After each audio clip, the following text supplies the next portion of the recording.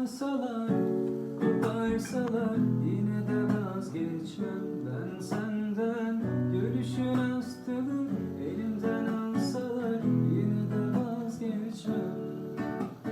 Seni benden alsalar